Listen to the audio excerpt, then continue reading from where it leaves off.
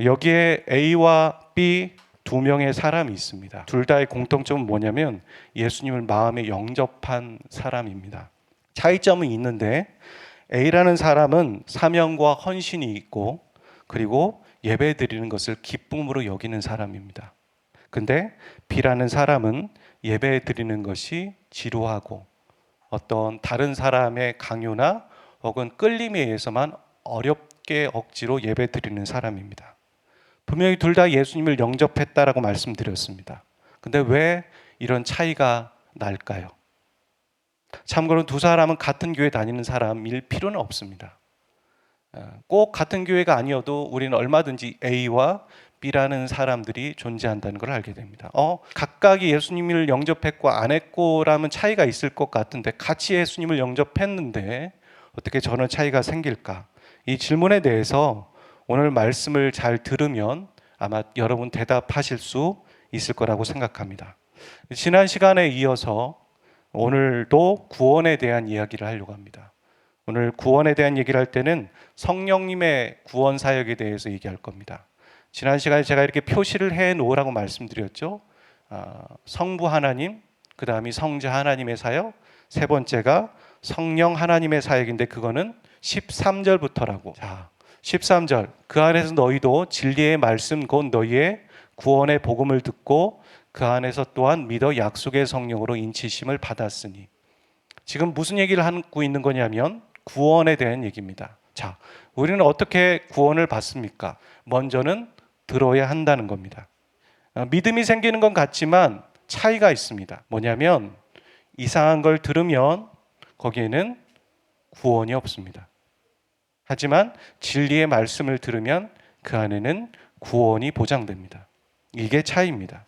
이단에 가서 이단의 가르침을 들으면 당장에는 믿음이 생기고 그 안에 역사가 있고 그래서 많은 사람들이 그곳에 모여 있으니까 뭔가라도 된 것처럼 그렇게 생각할 수 있지만 나중에 마지막에 그 안에 구원이 없다라는 걸 알게 됐을 땐 이미 늦었을 때라는 것이죠. 그래서 사람은 먼저 들어야 하는데 뭐를 먼저 들어야 되냐면 진리의 말씀을 들어야 합니다. 사람의 말을 먼저 듣는 것이 아니라 진리의 말씀을 들어야 합니다. 진리의 말씀을 들어야지만 바른 길로 갈 수 있습니다. 그 다음으로는 진리의 말씀을 듣고 구원의 복음을 듣고라고 했죠. 그 안에 또한 믿어라고 얘기했습니다. 밖에서 믿는 것이 아니라 안에서 믿는 겁니다. 부모가 믿는다고 해서 자녀가 같이 천국 가는 게 아니라 자기의 안에서 믿어져야 자기의 구원이 있는 겁니다. 그래서 우리가 침례교인들이 얘기하기를 믿는 자의 침례라고 얘기하죠. 그런 얘기 들어보셨습니까? 빌리버스 베프티즘 이렇게 얘기를 하는데 우리는 침례교 안에서는 이 믿는 자의 침례를 원칙으로 정하고 있습니다. 그러니까 개인이 예수님을 영접하고 예수를 주로 고백한 자에 한해서만 침례를 주는 겁니다. 그러니까 침례교 안에서는 유아 세례나 영아 세례 같은 게 인정되지 않는 것이죠. 왜냐하면 그거는 어쨌거나 부모의 믿음일 뿐이고 그 안에는 아직 지적 자아가 있지 않은 것이니까 그래서 믿는 자의 침례만을 인정하게 되는 것입니다. 성경에도 그렇게 얘기하는 거죠. 그 안에서 또한 믿어. 세 번째 다음 단계는 뭐냐면 약속의 성령으로 인치심을 받았다. 성령을 어떤 분이라고 지금 표현하고 있냐면 약속의 성령이라고 말합니다. 조건이 맞으면 성령을 받는 겁니다. 어떤 조건이 있으면 제가 상품권을 드릴게요 라고 얘기하면 그 조건만 맞으면 됩니다. 그 사람이 잘생겼는지 남자인지 여자인지 상관없는 것처럼 똑같습니다. 성령을 받을 수 있는 조건이 맞으면 다 성령을 받는 것이죠. 그게 바로 약속의 성령이라는 표현입니다. 그러니까 저기 나와 있는 것처럼 구원의 복음을 듣고 그 안에서 또한 예수님을 영접하고 고백하면 약속의 성령을 다 받는다는 겁니다. 그래서 사람이 사람에게 성령 받으라, 이거 거짓말입니다. 이건 쇼가 되는 겁니다. 사람이 사람에게 성령을 줄 수 없습니다. 하나님이 주시는 것이고 하나님의 약속의 말씀에 근거해서만 성령을 받는 것이기 때문입니다. 그런데 약속의 성령으로 인치심을 받았다라는 표현이 나오죠. 인이라는 건 어렵지 않습니다. 도장 찍는 것과 같습니다.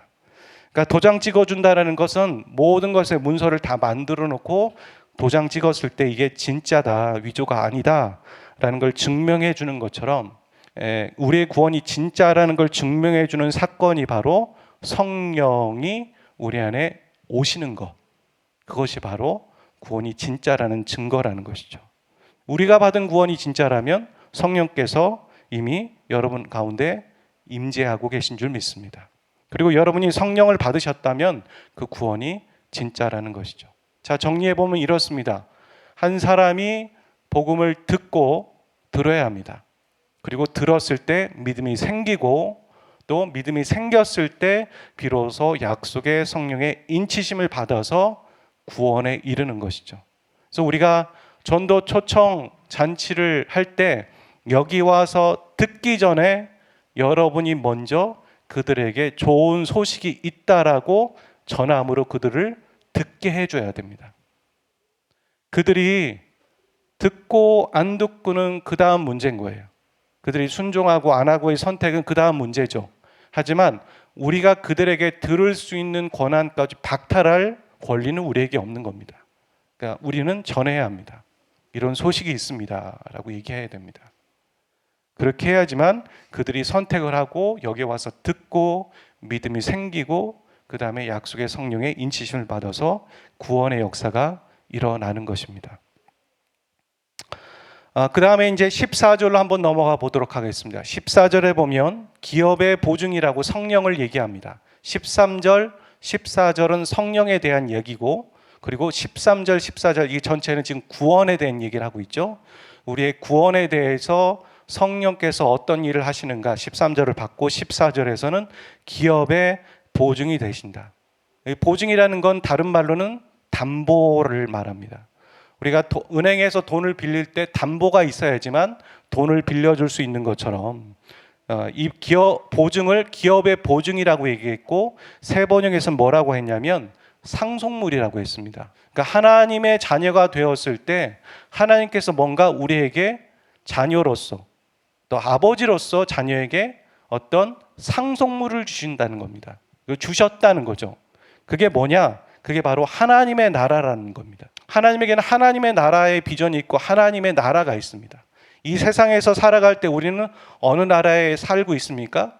세상 나라에 살고 있습니다. 세상 나라에서 얻는 어떤 기업의 보증들이 있겠죠. 하지만 우리가 하나님의 자녀가 되었을 때는 하나님의 나라의 가치와 하나님의 나라의 비전과 꿈이 있다는 것입니다. 그것을 기업의 보증으로 성령께서는 담보물로 우리 한 사람 한 사람에게 주신다는 거죠. 그러니까 성령은 그냥 어떤 우리에게 뭐 성령 충만해서 어떤 기적이 일어나게 하는 그런 것이 아니라 네가 하나님의 나라의 것이야.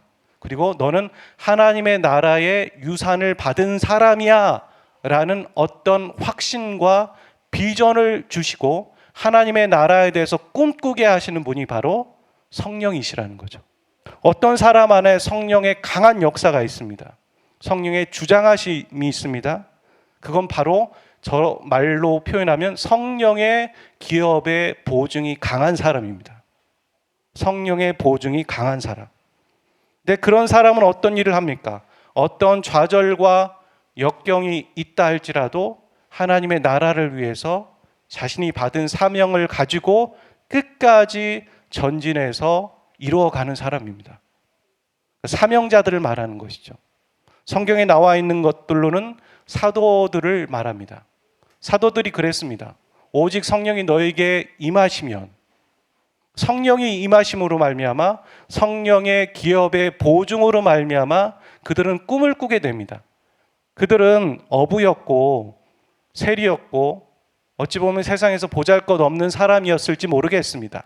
하지만 원대한 꿈을 갖게 됩니다. 어떻게 그럴 수 있습니까?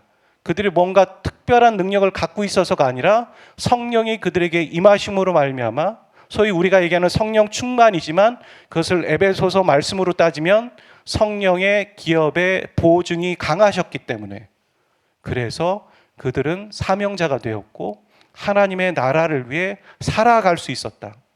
도마는 정설은 아니지만 거기에 인도에 도마 교회가 있는 것처럼 도마는 인도에까지 가서 복음을 전하다 죽었다. 그렇게 말하는 것처럼 그들이 십자가에 죽고, 베드로는 내가 어떻게 예수님처럼 정상으로 십자가에 못 박혀 죽을 수 있습니까?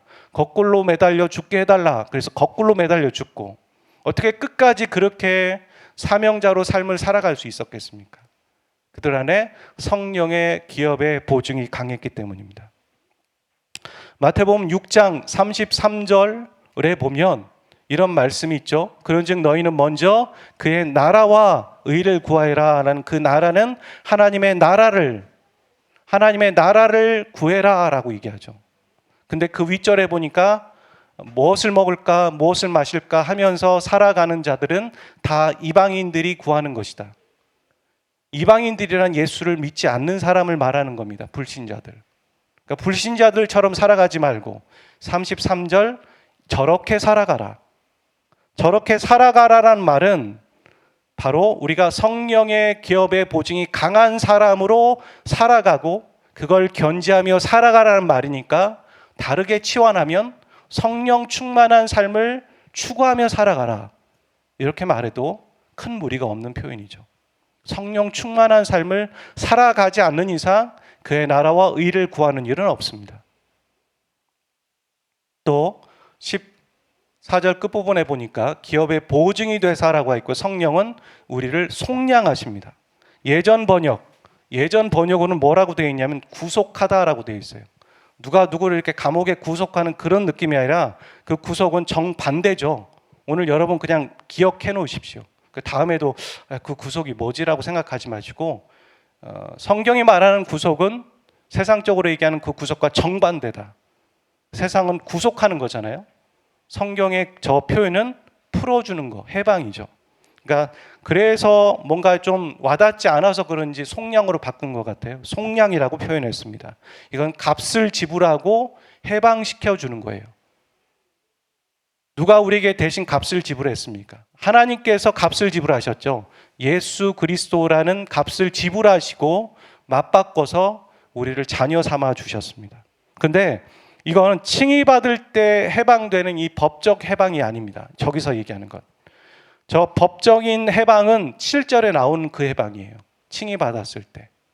하지만 저기서 얘기하는 이 속량이라는 말은, 해방이라는 말은 예수님이 재림하시고 완성되는 영원한 해방을 말하는 것의 해방입니다. 그러니까 성령은 어떤 분이시냐? 하나님은 그 구원을 시작하셨다면, 그리고 예수님은 자신을 들이심으로 구원을 이루셨다면, 성령은 그것을 온전하게 끝까지 이루어 가시는 거죠. 각 개인에게. 그러니까 구원을 완성하시는 분, 그 구원을 우리 안에서 완성하시는 분이 성령이시다. 사도 바울이 그러지 않습니까? 내가 구원을 이루어 간다. 구원을 이루어 가는 것은 자기가 하는 게 아니라 자기 안에 계신 성령께서 이루어 가고 계시기 때문에 내가 이루어 간다라고도 확증하고 담대하게 말할 수 있는 것처럼 성령께서 그렇게 하시는 겁니다. 여러분, 우리의 구원을 완성해 가시는 분, 우리의 구원을 완성하시는 분이 우리 안에 계신 성령 하나님이십니다. 근데 이 요한복음에서 이 성령님을 뭐라고 얘기하냐면 14장의 16절과 26절에 보면 이렇게 얘기하죠. 영원토록 너와 함께 할 것이다. 그분이 바로 다른 보혜사라고 얘기하죠. 보혜사. 그리고 26절, 그 보혜사께서는 모든 것을 가르치고 내가 너에게 말한 모든 것을 생각나게 하실 것이다. 성령께서 우리 안에, 성령께서라고 빼놓을게요. 갑자기 말씀이 생각납니다. 그건 뭡니까? 내가 원래 기억력이 좋은가 보다. 이게 아니라 성도 안에서 하나님께서 우리에게 해주고 싶은 말과 또 기억나게 하셨던 말들을 다시 생각나게 하시는 거죠. 성령의 역사입니다. 그리고 우리에게 가르치시죠. 이건 그게 아니다라고 얘기하시는. 그래서 우리가 말씀을 듣고 깨달았다라는 말은 성령께서 나에게 가르쳐 주셨다라는 말이죠. 보혜사라는 말은 파라클레토스라고 하는데, 이 파라가 먼 옆에, 근데 그냥 멀찌감치가 아니라 딱 붙어서 떨어지지 않고 영원하게 내 옆에 붙어 있다라는 말에서 보혜사가 왔고, 그래서 영어의 카운셀러보다는 보호자라는 말이 더 정확한 표현이 되는 겁니다. 우리의 보호자가 되셔서 내가 너의 보호자로서 예수님께서 얘기하시는 거죠. 보호자로서 있었지만 내가 가고 내가 또 다른 보호자를 너에게 보낼 텐데 그가 바로 성령이시다. 그리고 그분은 나처럼 이렇게 물리적으로 공간에 제한되어 있지 않고 영적으로 너희 한 사람 한 사람 가운데 함께 영원토록 함께 있다. 딱 달라붙어 있다. 그런 말을 하는 거죠. 자, 그렇다면 여러분 성령께 맡기기만 한다면 그냥 나는 가만히 있어도 되는 것일까요? 성령께서 나의 기업의 보증이 되시고 나를 속량하셔서 나를 영원히 그 구원의 완성까지 이끌어 가시니까 나는 그냥 손 놔도 오토매틱으로 되는 거냐는 거죠. 우린 자칫 그 믿음 생활할 때 그렇게 생각할 때가 많은 것 같습니다. 은혜에 너무 치우쳐서 은혜라는 게 너무 강조되어져서 내가 할 수 있는 건 없고 하나님이 다 하시는 것이다. 근데 그건 아니라는 겁니다. 성령께 맡기고 나는 가만히 있어도 되는 게 아니라 그렇지 않습니다. 그분이 내 안에 역사하길 바란다면 오늘 말씀해 보면 크게 두 가지를 해야 한다고 말합니다. 그분이 내 안에서 역사하길 바란다라는 건 성령의 기업의 보증이 강하길 바라는 거잖아요. 아까 에베소서의 말씀처럼 성령의 기업의 보증이 강하기를 바란다면 사명자가 되고 하나님의 나라를 위해 살아가고 성령 충만하며 예배의 감격과 영광을 누리길 원하고 예배가 즐겁기를 바란다면 이 말이죠. 그러기를 바란다면 크게 두 가지를 해야 한다고 이 말씀에서는 말하고 있어요. 첫째는 기도해야 합니다. 바울도 지금 에베소 교회 성도들에게 구원에 대한 얘기를 쭉 하다가 갑자기 기도하고 있죠. 기도합니다. 그건 중보기도입니다. 에베소 교인을 향한 중보기도. 무슨 내용의 기도냐면 이건 바로 잘 살펴보시면 구원에 대한 얘기를 하다가 또 그 기도가 당연히 그 주제가 벗어나지 않겠죠. 구원에 대한 기도입니다. 무슨 기도냐? 구원에 대한 영적인 지식이 열리기를 위해서 기도하고 있습니다. 지혜와 계시의 영을 주사 하나님을 알게 하시고 여기에 있는 알게 하다라는 말은 아주 철저하게 정확히 알다라는 말입니다. 그냥 대충 다른 사람 아는 것처럼 아는 것이 아니라 적당히가 아니라 아주 정확하게 철저하게 알게 해주시기를 구하며 라고 말하고 있어요. 구원에 대한 영적 지식이 철저하게 알아야 한다는 거죠. 그런데 이 알다가 어떤 지식과 정보를 아는 것을 말하는 단어가 아닙니다. 성경에서 알다라는 건 이렇게 정보와 지식을 아는 단어도 있지만 뜻도 있지만 또 다른 건 뭐냐면 그걸 넘어서 친밀한 관계에서 얻어지는 어떤 인격적인 관계, 인격적인 만남을 통해서만 얻어지는 그게 있어요. 자, 그렇다면 여기서 얘기하는 알다라는 것은 전자가 아니라 후자를 말하는 거죠. 하나님을 만남으로 하나님과의 인격적인 만남으로 인하여서 우리의 구원에 대한 영적인 지식이 최대한 정확하게 알려지기를 구한다. 그렇게 말하는 거죠. 우리가 타고 다니는 차가 고장나면 그 차를 공업사에 맡기면 됩니다. 그러면 차를 잘 아는 사람이 그걸 고쳐주면 그리고 돈 내고 우리는 차를 타면 되는 거죠. 하지만 우리의 구원은 이게 대신 맡겨지는 게 아니에요. 차와 같지 않습니다. 그게 아니라 내가 구원에 대한 전체적인 설계도와 계획들에서 알고 있어야지만 그렇게 아는 자에게만 그 영적인 지식이 열리는 가운데에서 또한 하나님의 나라에 대해서 꿈꿀 수 있고 또 기업의 보증이 강한 역사들이 일어나고 그렇게 살아갈 수 있는 거죠.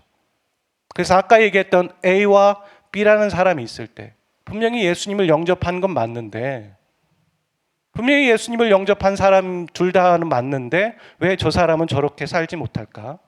그리고 저 사람과 다르게 이 사람은 왜 이렇게 살 수 있을까? 그 안에 어떤 사명이 있을까? 그건 바로 그 안에 구원에 대한 영적 지식이 열렸기 때문이고 오늘 바울이 에베소 교인들을 향해 기도했던 것처럼 누군가는 그를 위해서 기도했거나 어쨌거나 그에게 영적 지식이 열렸기 때문에 그 일이 또 그것이 가능하다라는 것이죠. 우리는 우리 스스로 이 기도를 해야 합니다. 지혜와 계시의 영을 주사 하나님을 알게 하시고. 말씀 있나요? 네. 그 말씀을 한번 좀 눈으로 살펴보도록 할까요? 그 기도문을 좀 같이 한번 따라해 봤으면 좋겠습니다. 17절부터 19절이죠. 같이 합독해 보죠. 이 기도문을 그냥 성경 읽을 때 기도문을 여러분이 기도한다고 하는 마음으로 여러분 자신을 향하여서 한번 기도해 보십시오. 눈을 뜨고선 읽는 겁니다. 시작. 우리 주 예수 그리스도의 하나님 영광의 아버지께서 지혜와 계시의 영을 너에게 주사 하나님을 알게 하시고 너의 마음의 눈을 밝히사 그의 부르심의 소망이 무엇이며 성도 안에서 그 기업의 영광이 풍성함이 무엇이며 그 힘의 위력으로 역사하심을 따라 믿는 우리에게 베푸신 능력의 지극히 크심이 어떠한 것을 너희로 알게 하시기를 구하노라. 그러니까 첫 번째는 하나님을 알기를 원한다라는 거죠. 하나님이 어떤 분인지, 우리에게 구원을 주신 삼위 하나님이 어떤 분인지를 알아야 하지 않습니까? 어떤 분들은 하나님과 예수님을 혼동해서 쓰기도 해요. 같은 분이죠. 같은 분은 맞는데 성령님이 십자가에서 죽으셨습니까? 그건 아니잖아요. 분명히 다른 것처럼 이렇게 혼동해서 씁니다. 그것마저도. 그게 아니라 우리에게 구원을 허락하신 삼위 하나님에 대해서 정확하게 알기를 구한다. 그거는요, 머리로 알고 달달 외워서 알려지는 게 아니더라고요. 그게 아니라 내가 인격적으로 하나님을 만났을 때, 하나님을 알게 될 때, 비로소 인격적인 만남을 알게 될 때, 이건 그냥 구슬이 꿰이듯이 그동안 알고 있었던 성경 공부의 양과 이런 것들이 다 꿰이면서 정리돼요. 그게 바로 영적인 구원에 대한 내적 지식입니다. 그것이 있기를 구한다라는 게 첫 번째 기도문인 것이고, 두 번째는 뭐냐면 이게 다 쉼표로 마치 엔드로 연결되어 있는데, 너의 눈을 밝히사 부르심의 소망이 무엇이며, 이거 무슨 직업 갖게 해달라는 그런 기도가 아닙니다. 우리의 마음의 눈을 밝히는 거예요. 우리의 마음의 눈을 밝혀서 내 직업이 아니라, 난 뭐 먹고 살아야 돼 하는 이런 직업이 아니라 나를 정말 하나님이 부르신 목적이 무엇인지, 나를 볼펜으로 쓰기를 원하시는지 마이크로 쓰기를 원하시는지에 대한 그 부르심의 소망에 대해서 알기를 원하고, 또 내가 성도로서, 그냥 사람 아니라 성도로서 그 기업의 영광의 풍성함이 무엇인지 알게 해주시고, 그 예배의 특권, 기도의 특권, 중보기도의 특권, 선포의 위력, 축사, 믿는 자의 치유의 기도, 이런 것들이잖아요. 이런 기업의 풍성함이 무엇인지 알게 하시고, 찬양 사역의 위력들, 그리고 세 번째는 그 힘의 위력으로 역사하심을 믿는 우리에게 베푸신 능력의 지극히 크심이, 이게 어떤 말인지 모를 수 있지만 20절에 보면 그게 19절의 말이 무슨 말인지 알 수 있어요. 부활의 능력이에요. 예수 그리스도께서 십자가에서 죽으셨는데 하나님께서 그 예수 그리스도를 다시 살렸던 그 부활의 능력이 예수만이 아니라 우리에게도 있다라는 소망과, 우리가 나중에 최종 종국에는 어떻게 부활할 것에 대한 믿음과 확신, 이런 것들에 대한 영적인 구원의 지식들이 갖춰지기를 원한다 라고 중보하고 있는 거죠. 그게 바로 바울의 기도이고 우리가 해야 할 기도입니다. 다시 한번 말씀드리지만, 성령이 내 안에 계신다고 해서, 내가 예수님을 마음의 개인의 구주로 영접해서 성령이 내 안에 계신다고 해서 우리가 기도하지 않고 이 구원의 영적 지식이 없는 가운데서는 아무 일도 일어나지 않는다는 거예요. 마치 물과 기름처럼 그분이 존재하긴 하지만 왜 필요한지 모르겠고, 그게 아니라 우리 안에 이 구원의 내적인 영적 지식이 있기를 위해서 구해야 합니다. 간구해야 합니다. 그래야 된다는 거죠. 그리고 성령을 받은 자, 이 성도의 성령의 기업의 보증이 강하기를 위해서 해야 할 두 번째는 무엇이냐? 이 말씀에 나와 있지 않은데 에베소서 말씀에 나와 있어요. 4장 29절과 30절. 30절을 한번 보세요. 하나님의 성령을 근심하게 하지 마라. 분명히 이 내용과 지금 우리가 지금 얘기하고 있는 주제는 연결되어 있죠. 성령이 내 안에 계시긴 하는데 성령과는 상관없는 삶을 살아가는 것 같고 따로 노는 삶을 살아가는 것 같아요. 왜냐하면 성령이 그 기업의 보증으로 강하게 역사하셔야 되는데 우리는 그분과 상관없는 삶을 살고 있으니까 성령을 근심시키는 삶을 사는 거죠. 성령이 어떻게 근심하는가? 성령은 인격이세요. 성령은 능력과 어떤 기능을 떠나서 그분은 삼위 하나님 중에 한 분이시라서 우리가 제안하면 제안 받으십니다. 그분은 인격이시라서 우리가 제안하면 그분은 일하지 않으십니다. 그래서 우리는 그분이 일하실 수 있도록 그분이 마음껏 일하실 수 있도록 그 시간과 장소를 보장해 드려야 돼요. 근심이라는 거 그런 말이 있죠. 제안한다라는 말을 갖고 있습니다. 근데 이 근심을 어떻게 시키는 건가? 그리고 이걸 근심시키지 않기 위해서는 어떤 것이 연결되어져야 하는가? 그냥 스쳐 지나가는 것 같지만 29절을 잘 살펴보시면 너희 입 밖에도 내지 말고 더러운 말을 오직 덕을 세우는 데 소용되는 대로 선한 말을 하여 듣는 자들에게 은혜를 끼치게 하라. 성령을 근심시키는 일과 우리의 말과 관계가 연결되어져 있는 것이죠. 성경은 지금 여기 말고도 다른 데도 그런 얘기를 같이 얘기해요. 성령을 근심시키는 것과 성령 충만한 것과 말 언행과 우리의 어떤 사람들과의 관계가 연결되어져 있다라고 얘기하고 있는 거죠. 그래서 제가 여러분에게 예배 드리러 오기 전에 사람들과의 관계를 조심하고 말을 조심해봐라 그런 말씀을 드린 이유도 거기에 있습니다. 우리가 은혜를 많이 받아도요 옆 사람과 또 가족과 한번 확 화를 내면은 그 은혜를 다 까먹습니다. 그냥 원상태로 돌아가는 것 같고 원상태보다 더 마이너스가 되는 것 같아요. 근데 사단은 그걸 알고 있죠. 근데 우리는 모르는 것 같아요. 우리가 말 한마디 때문에 듣는 말 한마디 때문에 하는 말 한마디 때문에 그 관계 때문에 은혜를 까먹는다. 그거죠. 저도 말씀을 전하러 올라오기 날 그리고 그 전날 저 얼마나 영적인 공격들이 심한지 모르겠어요. 그런 가운데서 이겨내야 되는 건 제 몫이긴 하지만 우리 각자가 그것을 우리가 이겨내야 되는 거죠. 알고 있다면. 그리고 오늘 말씀을 통해 안다면 그렇게 하셔야 된다는 거죠. 여러분 말씀을 정리하겠습니다. 13절, 14절 되게 중요한 얘기였어요. 우리가 성도의 기업에 성령의 기업의 보증이 강하기를 원한다면 성령의 충만함으로 성령의 기업의 보증이 강한 것은 무엇인가? 그럼 바로 성령께서는 우리가 하나님의 나라를 꿈꾸게 하시고 사명자의 삶을 살게 하시고 하나님의 나라를 꿈꾸게 하시는 것이라는 거죠. 그런 사람이 되려면 오늘 말씀에서는 두 가지를 말하고 있습니다. 첫 번째는 구원의 내적인 영적인 지식이 열리기를 위해서 중보하라는 거예요. 기도하라는 거죠. 두 번째는 더러운 말을 입 밖에도 내지 말고 그것을 은혜를 끼치는 말을 하며 관계를 문제가 되지 않게 해라. 그런 삶을 살아라. 그렇게 조심해라. 이렇게 하고 있다는 것입니다. 사랑하는 저와 여러분, 우리가 한 주 동안 그렇게 기도할 수 있기를 원합니다. 우리가 POP 전도 초청이 얼마 남지 않았어요. 우리가 그들을 POP라고 부르지만 그들이 여기에 초청돼서 온다면 그들은 그때부터 POP가 아니에요. VIP가 되는 거예요. 그죠?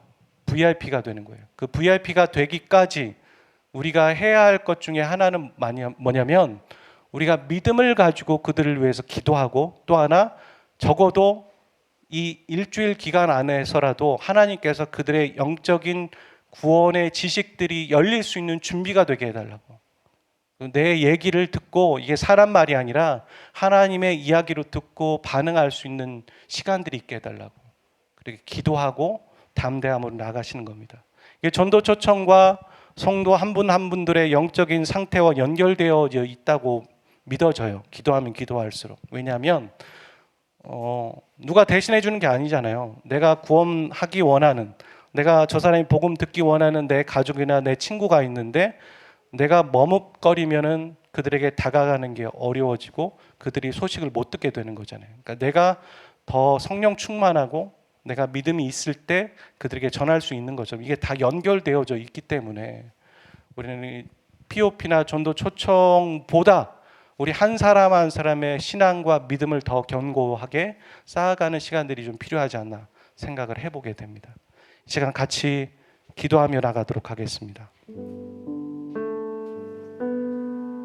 오늘 그 말씀 드렸어요. 에베소서 1장 13절 14절 말씀을 다시 한번 여러분에게 읽어드릴게요. 눈을 감아 보십시오. 그 안에서 너희도 진리의 말씀 너희 구원의 복음을 듣고 그 안에서 또한 믿어 약속의 성령으로 인치심을 받았으니 이는 우리의 기업의 보증이 되사 그 얻으신 것을 속량하시고 그의 영광을 찬송하게 하려 하심이라. 내가 기도할 때 기억하며 너희로 말미암아 감사하기를 그치지 아니하고 우리 주 예수 그리스도의 하나님 영광의 아버지께서 지혜와 계시의 영을 너희에게 주사 하나님을 알게 하시고 너희 마음의 눈을 밝히사 그의 부르심의 소망이 무엇이며 성도 안의 기업의 영광의 풍성함이 무엇이며 그의 힘의 위력으로 역사하심을 따라 믿는 우리에게 베푸신 능력의 지극히 크심이 어떠한 것을 너희로 알게 하시기를 구하노라. 여러분, 우리 자신을 위해서 기도하겠습니다. 우리의 구원의 영적인 내적인 지식이 더 열리기를 위해서 기도합시다. 하나님을 알기를 위해서, 또 우리의 눈이 열려서 부르심의 소망과 기업의 풍성함과 힘의 능력의 역사하심이 어떤 것인지 알게 해달라고 이 말씀 의지하여서 우리 자신 올려드리고 기도할 수 있기를 원합니다. 기도하겠습니다.